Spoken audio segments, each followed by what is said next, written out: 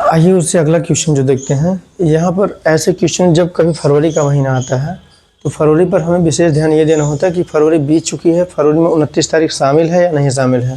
तो ऐसे केस में हम क्या करते हैं, यहाँ पर देखिए जैसे ये 20 फरवरी 2004 को अगर संडे है तो 20 फरवरी 2020 की बात कर रहा है।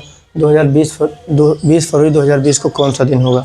तो यहाँ पर हम देख सकते हैं, यहाँ पर ये जो है 2004 के बाद पहले कितने जो है हमारे जो वर्षों का अंतर आ रहा है वो कितना आ रहा है।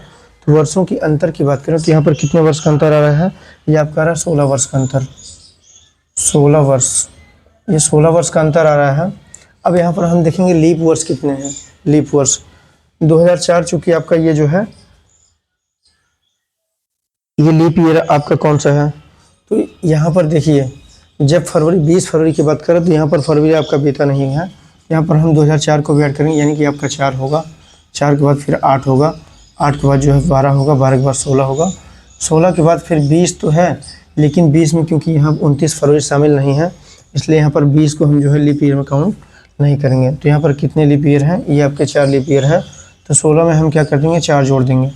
तो 16 वर्ष में 4 जोड़ देंगे, 16 4 कितना हो जाएगा, ये आपका हो जाएगा 20।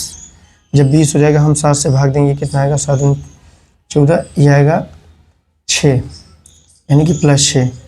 संडे में +6 करेंगे, संडे में +6, ये संडे में +6 करेंगे। यहाँ पर जो आपको दिन आएगा कौन सा दिन आएगा। तो संडे में अगर हम 7 जोड़ते हैं तो कौन सा दिन होता है। संडे में अगर 7 दिन जोड़ते हैं तो संडे आता है, हमें 6 ही दिन जोड़ना है, इसका मतलब सैटरडे आएगा। सैटरडे ये आपका शनिवार होगा, आप इसे भी नोट कर सकते हैं। यही हमारा आंसर हो जाएगा। फिर जो आपके पास अगला क्वेश्चन है 20 मार्च 2024। 20 मार्च 2024 को अगर संडे है तो 20 मार्च 2012 को कौन सा दिन होगा। यहाँ हमसे देखिए ये बाद का दिया हुआ, बाद से पहले का, आगे से पीछे आने के लिए कह रहा है। आगे से पीछे आने के केस में हम क्या करते हैं, माइनस करते हैं। तो अगला क्वेश्चन देखिए हम कैसे सॉल्व करते हैं। अगला क्वेश्चन सॉल्व करने के लिए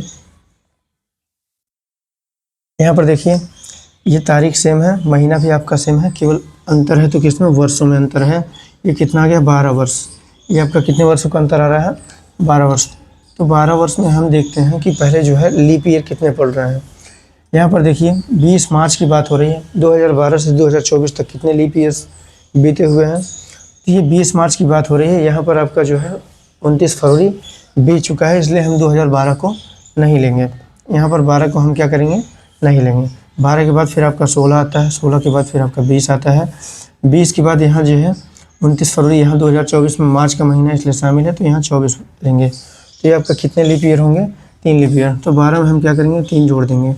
12 में 3 जोड़ देंगे, ये कितना होगा, 12 3 15। 15 में हम 7 से भाग देंगे, ये कितना है, 7 में 14, 1 बच रहा है, 1 बच रहा है। यहाँ पर पहले की बात हो रही है इसलिए -1 करेंगे।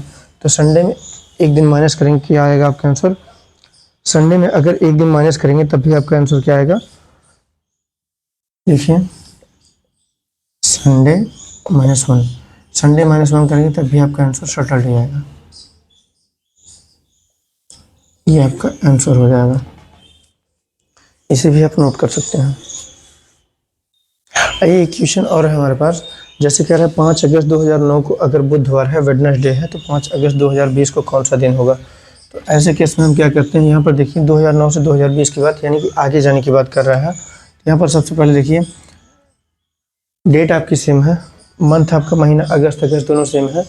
यहाँ पर डिफरेंस है तो केवल किस में है, ईयर में है। तो ये कितना हो रहा है, 11 वर्ष, ये आपका 11 ईयर हो रहा है। तो 11 वर्ष में जो लीप ईयर होगा वो आपका कौन सा होगा।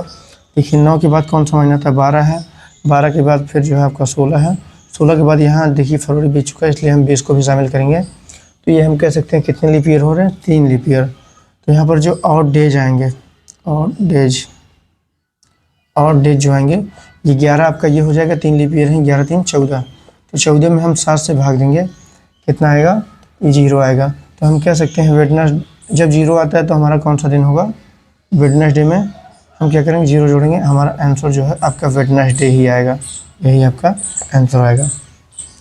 थैंक यू दोस्तों, आशा करते हैं आप लोग को ये सारी चीज़ें जो है समझ में आई होंगी।